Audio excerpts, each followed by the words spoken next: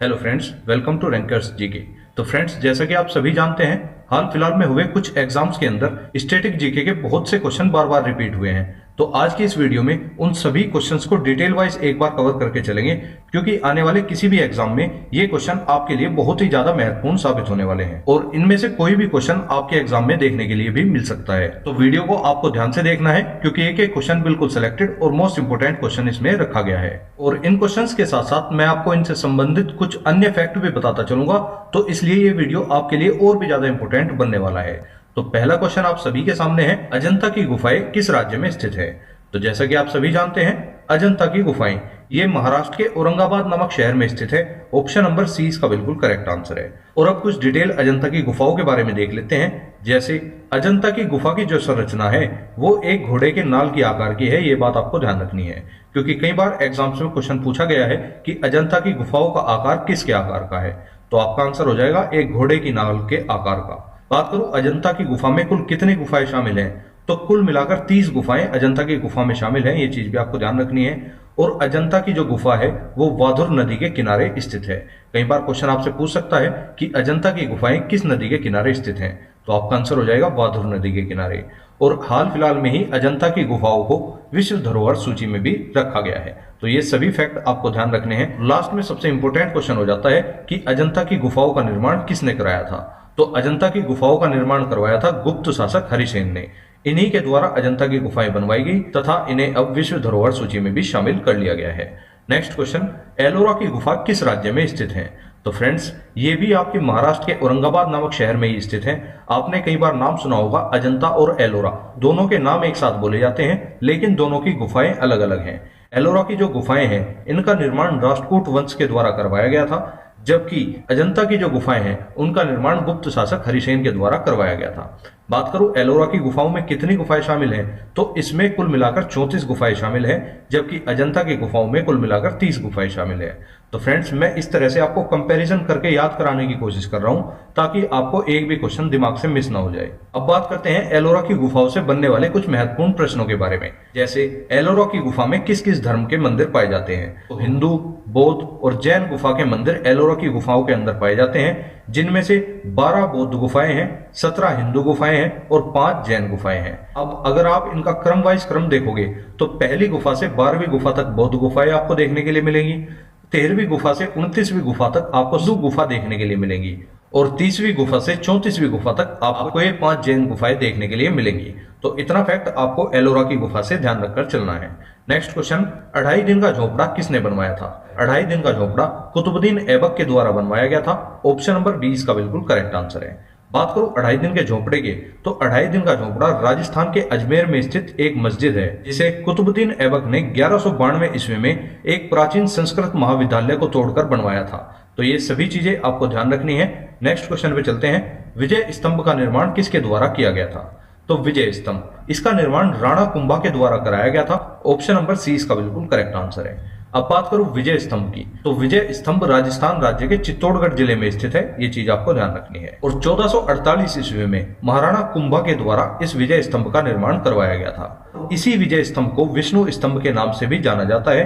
अगर बात करूं इसके वास्तुकार कौन थे, तो विजय स्तंभ के वास्तुकार का नाम है राव जैता। कई बार क्वेश्चन ये एग्जाम में पूछा भी गया है कि विजय स्तंभ का निर्माण करता कौन था, तो आपका आंसर हो जाएगा राव जैता। और अगर आपसे क्वेश्चन पूछता है कि विजय स्तंभ में कितनी मंजिलें हैं या कितनी इमारत हैं, तो विजय स्तंभ एक 9 मंजिला इमारत है, जिसकी ऊंचाई 122 फीट है।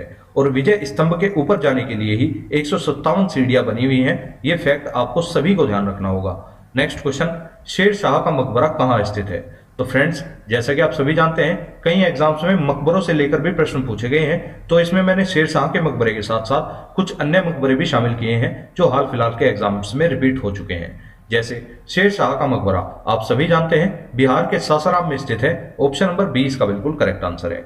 और बात करूं शेर शाह के मकबरे के वास्तुकार कौन थे, तो वास्तुकार थे अलीवाल खान। अब इसी के साथ कुछ अन्य मकबरे देख लेते हैं। जैसे हुमायूं का मकबरा कहां पर स्थित है?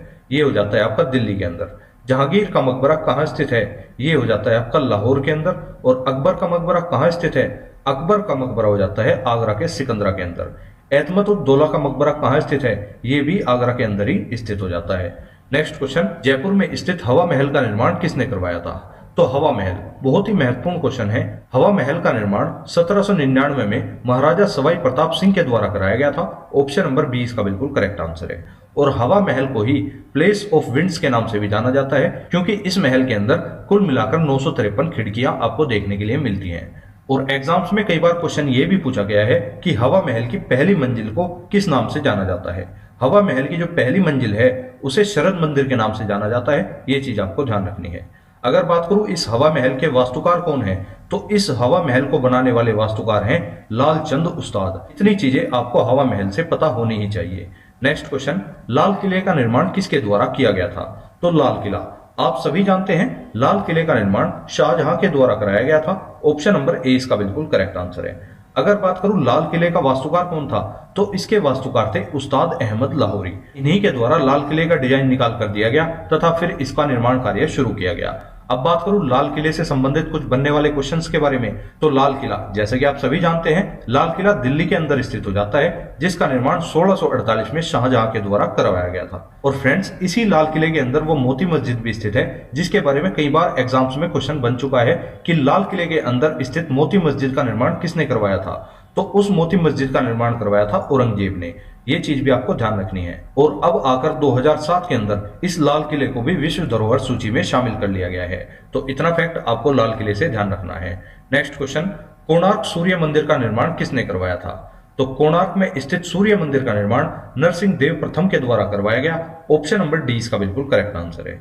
और कोणार्क का जो सूर्य मंदिर है यह सूर्य देव को समर्पित है। ये चीज आपको ध्यान रखनी है। बात करूं इसकी स्थिति की, तो कोणार्क सूर्य मंदिर भारत के ओडिशा के पुरी जिले में स्थित हो जाता है। इसी सूर्य मंदिर को ब्लैक पगोडा के नाम से भी जाना जाता है। और अब आकर इस कोणार्क सूर्य मंदिर की इमारत को भी विश्व विरासत सूची में शामिल कर लिया गया है।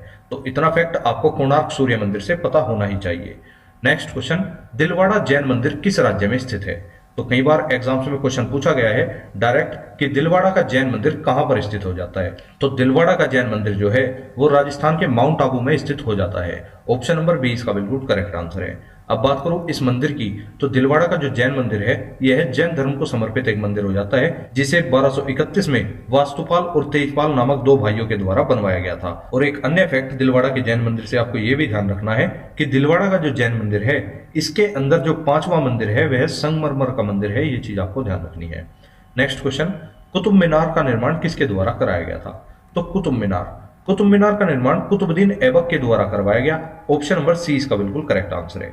लेकिन कई बार एग्जाम्स में क्वेश्चन डायरेक्ट रूप से यह पूछा गया कि कुतुब मीनार का निर्माण कुतुबुद्दीन ऐबक ने किसकी याद में करवाया?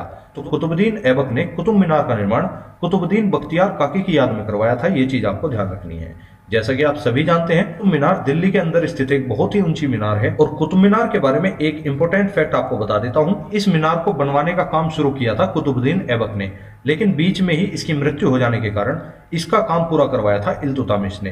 तो अगर आपसे क्वेश्चन पूछता है कि कुतुब मीनार का निर्माण कार्य किसके द्वारा पूरा कराया गया, तो आपका आंसर हो जाएगा इल्तुतमिश। और अगर आपसे क्वेश्चन पूछता है कि कुतुब मीनार का निर्माण किसके द्वारा किया गया, तो आपका आंसर हो जाएगा कुतुबुद्दीन ऐबक, क्योंकि निर्माण कार्य शुरू कुतुबुद्दीन ऐबक ने ही कराया था, जबकि पूरा इल्तुतमिश ने कराया था। अगर बात करूं इसकी ऊंचाई की, तो इसकी ऊंचाई हो जाती है 72.5 मीटर। और यह मीनार भी यूनेस्को की विश्व धरोहर स्मारकों की सूची में शामिल हो चुकी है। नेक्स्ट क्वेश्चन, शांति निकेतन की स्थापना किसके द्वारा की गई थी?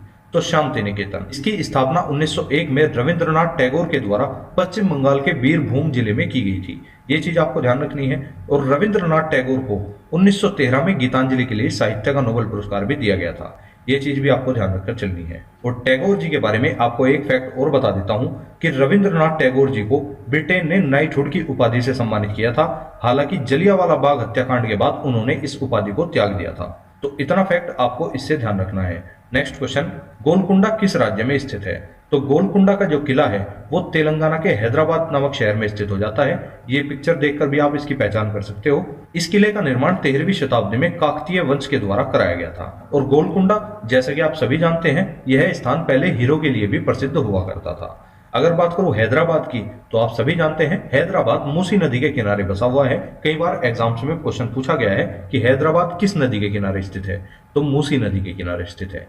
नेक्स्ट क्वेश्चन, कोचीन का किला किस राज्य में स्थित है?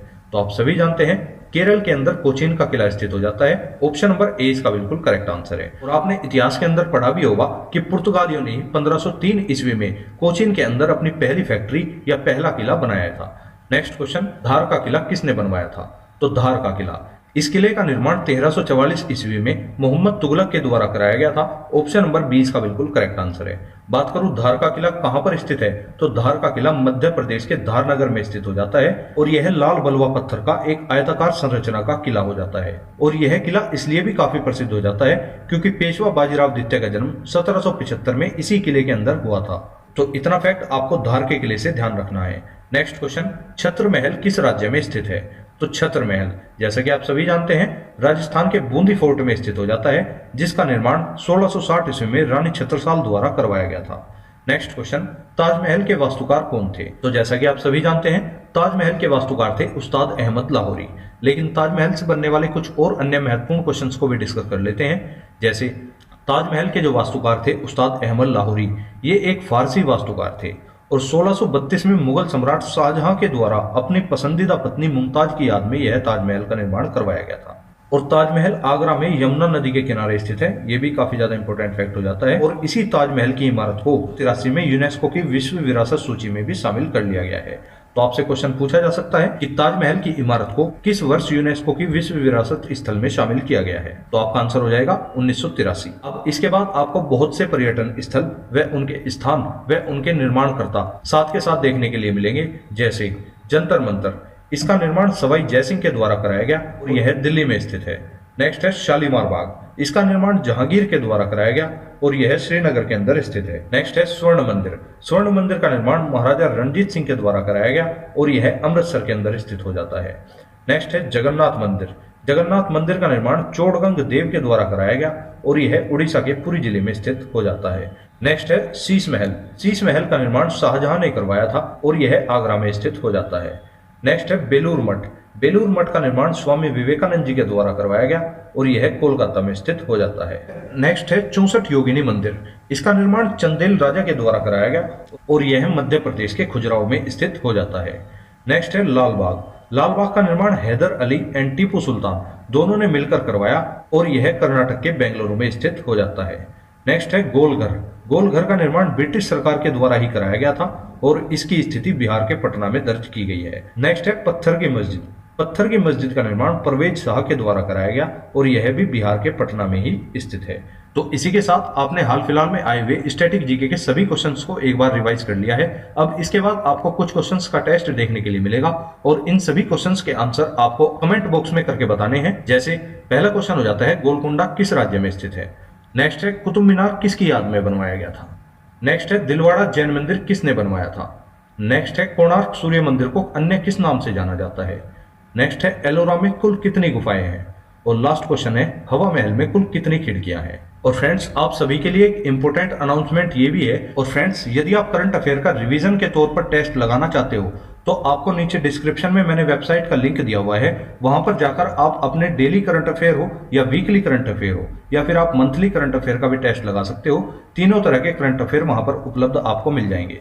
तो एक बार वेबसाइट को चेक जरूर करें तथा अगर आपको वीडियो पसंद आई है या कंटेंट पसंद आया है तो आप इस वीडियो को लाइक जरूर करें। अब मिलेंगे नेक्स्ट वीडियो में, तब तक के लिए जय हिंद जय भारत।